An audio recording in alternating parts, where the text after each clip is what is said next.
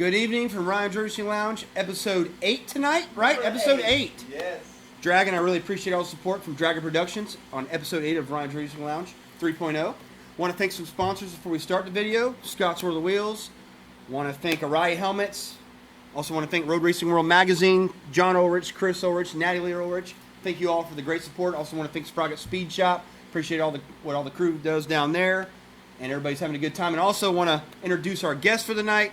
My brother-in-law, my brother from another mother, Joe Humphreys. Joe, how's it going, man? Appreciate you coming to the lounge tonight, man. Dude, the lounge is always great, man. It's great. Cheers. Cheers, guys. Appreciate it. Times, Yeah. It's always a good time. Now, we have Joe here. We were talking about putting different guests on the show, so I figured Joe would be a great exception to this. So with talking with Joe here in a little bit, we're going to talk about, how the lounge started. He was been an original member, probably one of my top 5, top 10 guys that it was there. He's got one of the original Roadracing Lounge t-shirts on tonight. Custom faded. Custom faded, too, yeah. So, no, really cool just to see, have Joe here. Joe's always over. And, Joe's family, man. Even though me and his sister broke up, me and her are still good friends, but hey, you don't lose family. You don't lose family, that's what I'm saying. So it's all good. But no, we're gonna talk with Joe a little bit in about another few minutes about kind of what the lounge started and kind of get his insight on what he likes about it. And as in the video, as you see, we'll see different photos and just different things about it. So kind of wanted to start off with MotoGP from Phillip Island. That was an exciting weekend, as we all were anticipating a great weekend. A lot of things happened in qualifying with Marquez getting a little too close to Lorenzo. As you saw, Dragon, I don't know if you saw the highlight of that. Basically, Lorenzo's on the slow line of the track. Marquez basically breezed him, and it was pretty close. But teammate battles for Honda Repsol, contingency at the end of the year. So Marquez, and that was a good little scuffle right there in the press conference between those two. But the race was going really good for Maverick Vinales on the Yamaha. He was running really good in qualifying, and we were hoping. I was like, man, he's going to win this race. Not to be though. Marquez ended up stalking him the whole race in Phillip Island, and with the last lap going down the hill, with about 3 corners to go, Maverick Vinales gets blazed by Marquez. Marquez Honda just way quicker down on acceleration down the hill, and basically what Maverick says, Vinales says, I got a little spooked. And it freaked him out a little bit, and he ended up falling down. So threw away easily a second have, if he couldn't have caught Marquez. So one of those deals where it's a racing incident, things happen, but it was a really good day. So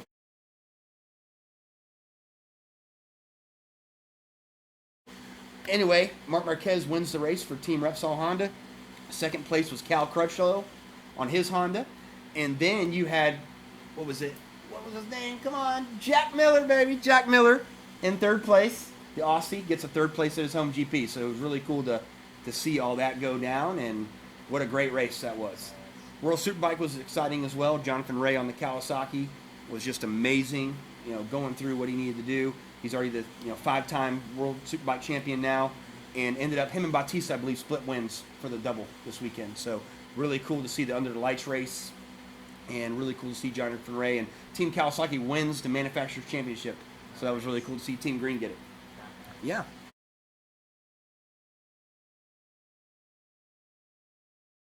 So a lot of good things in racing.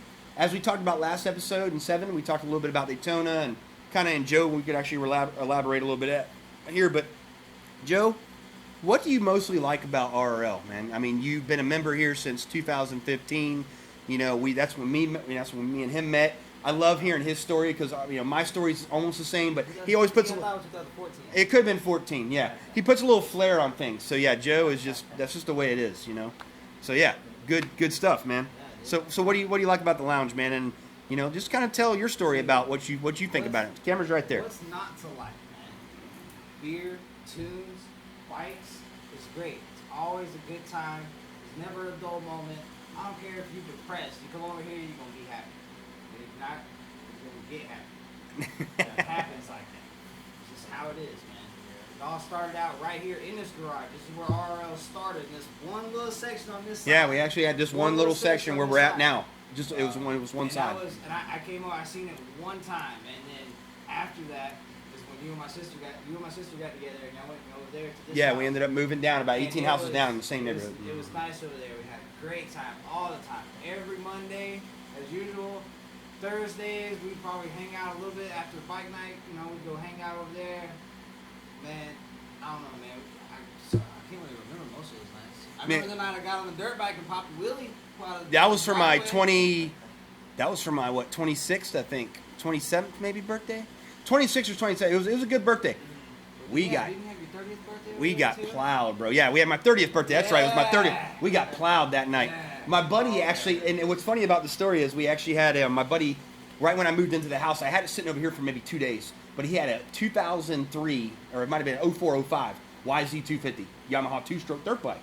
So he's like, man, I just got this thing, man, but the owner, man, he wants to kind of, not get out of the deal a little bit. We already have a handshake. I said, look, if you need to hide the bike for a little bit, man, hide it at my house. It's cool. You don't know me. We put it over there. I put it on display for a while. So Nick Russo is his name. I still talk to Nick a little bit here and there. I haven't seen him in a while. And anyway, Joe was over. Joe got to meet Nick a little bit. So on my 30th, we're all hanging out, having a good time. And Joe's like, hey, man, let me ride that thing. Nick's. Oh, actually, no. It might have been a few times before that. Go ahead. What's your story? Nick actually took the bike out for a spin. That's right. Nick took it for a quick spin because he wanted to visit. And I told myself in my head, because every time a bike comes out of that garage, it always gets left in the driveway for a little bit, day or night. So I was like, if Ryan puts that dirt bike stand out here and he puts it outside, I'm going to drive it. Yeah. Yeah. He did. And when he pulled up, took a sip of my beer, put it down, walked over and said, hey, Nick, can I take it for a ride? He said, you know what you're doing? Picked it up off the stand. Kick-started it. Kick-started it right up, put it in first, started to go. As soon as I got right out the driveway, I shifted in a second and pulled it hairpin. That fucking front tire went, oh, shit! Yeah, this is 1 or 2 beers involved. I was mixing beer then. Yeah, we were mixing. He was mixing beer. We had a bunch of stuff. But no, he rode the bike that night. But on my 30th, we had some good times over that old garage. A lot of good stories. He was riding a scooter at the time, so he didn't even have a motorcycle. Like I said, he saw what I had. And I had at that time I had 2 bikes. I had my old 07 R6. I had my YSR 50, and he would come over on a scooter. So he was riding. This is transportation. And anyway, he bought a 1998 Ninja 250. Riding that thing around, got it from Urban Assault Cycles, as it was called, Sparks Speed Shop now. Keith gave him a good deal on it. And the thing was fast. We were just talking about this a little earlier with you dragging it. Bike was like, it had a milled head. This thing was, it was stupid fast for a Ninja 250. Thing would do, what, 120? Yeah. 120, 115, 120 for a Ninja 250. When your neighbor called the cops on us? Yeah. He thought it was a quad. He thought the other neighbor was out riding his quad, right? And I'm just, riding my bike around, first time on a street bike, I'm just, cruise. I'm used to dirt bikes, and I'm just riding around with a cops pull up. He says, y'all out here riding a four-wheeler? No. No, my bro. Motorcycle up, and she was like, oh, and I was like, yeah, I'm just, I'm about to take my endorsement class. And oh yeah, Brian, the guy down the street, he was like, he hated Justin, my other neighbor, but he enjoyed, kind of what we did, but kind of a two-faced guy, just looking for trouble. But no, we had a lot of good times in that garage, man. A lot of people coming over, kind of the same thing we do over here. And we and Joe have been talking about it, over the last, year I've been here. I like the setup over there, but I like this setup better. There's more feng shui over here. That's what he calls it, feng shui. There's more feng shui. You got the cabinet over here with the helmets and the boots in it. You got leathers back here. And your cabinet that's on the wall is not obesely big, you know what I mean? Right. It's not in the way. You got the nice checker flag over the window, and it's cut off. Yeah, it's one door open, one door closed. And which is nice, Nobody can really see this side, but you can see everybody that comes and goes. What do you think about the shots that are here, man? The shots that Nay Fixel gives us, man. They're pretty good, huh? It's great. There's no words, bro. She's the best. She comes out in the garage, picks them up, Get them up. Picks them up. No, but like I said, Joe, Joe is, rides with a crew called Street Dreams. If you want to give them a plug, man. Shout out to Street Dreams, man. Street Dreams Familia.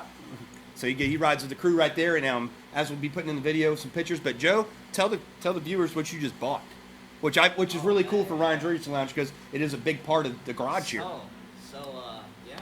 had another 1998 Ninja 250. And I drove it out to Daytona Friday, and that was, I don't own a car, it's my daily. So I drove it out there, didn't know if I was going to sell the bike or not, sold it, and then I was stuck. But you know, Ryan being the awesome brother-in-law he is, he's like, dude, I got you, man. You sleep in the truck, you know. I said you sleep in the truck for the night, man. You ain't no reason to leave. Whatever. So I woke up the next day, Saturday. I was 4:30, 5 o'clock. You know, I was in the truck, kind of uncomfortable.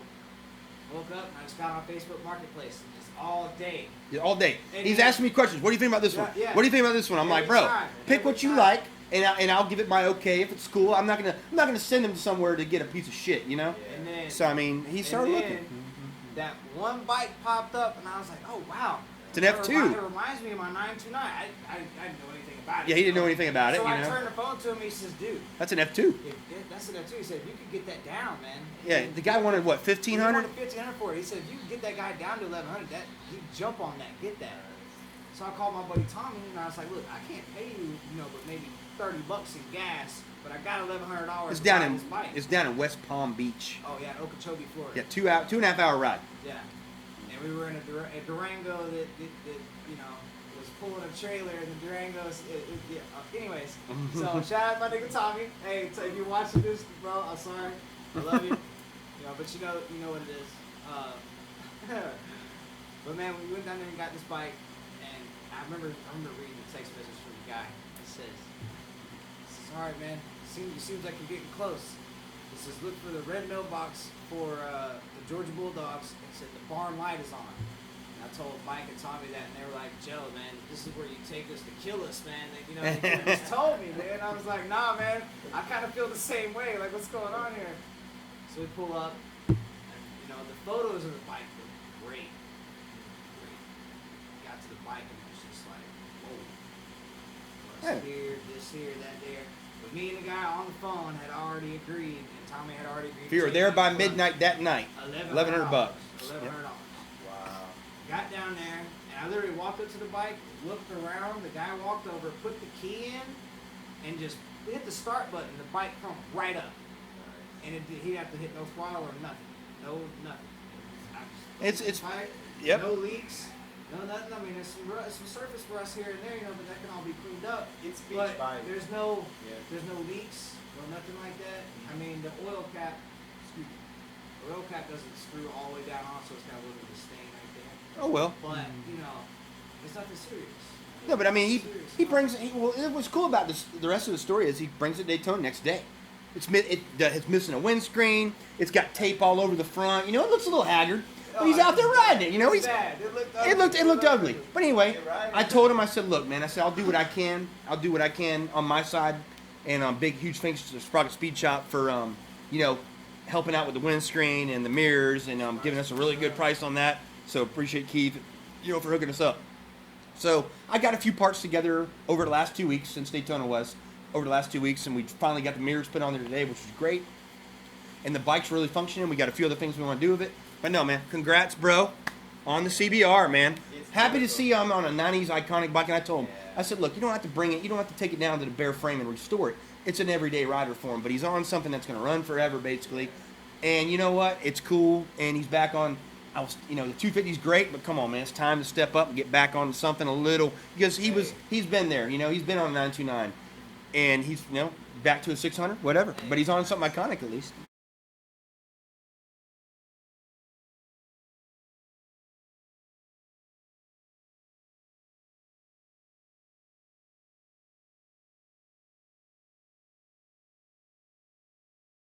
You could put a 250 in any corner and hit the throttle, and that tire's not coming out from underneath. That's true. Good tire. That's true. Those 250s are badass. They're fun Those bikes. Ninja They're fun 250s bikes. are sweet, man. And when you get riding with your buddies, and next thing you know, you just see that gap, and you're just like, "Hey, you're leaving me. Where are you going?" Yeah. What I was going to ask you a little bit about Daytona too. You were hanging out with us. Oh, you always hang out with us every year. But you were really paying attention, it seemed, to the racing part of it. I mean, who were you rooting for out there? And Babushka, yeah, you man. like Babushka. He's a Frankie Babushka fan. See now, he got to meet Frankie and hang out with Frankie. Mesa was going good Mason, too. I don't know. Mason too. He seems like a cool kid. He's actually fast. He's real fast. But What do you like about I don't Babushka? know, What'd you like about it? Man, he got to figure out those electronics on that new bike, man.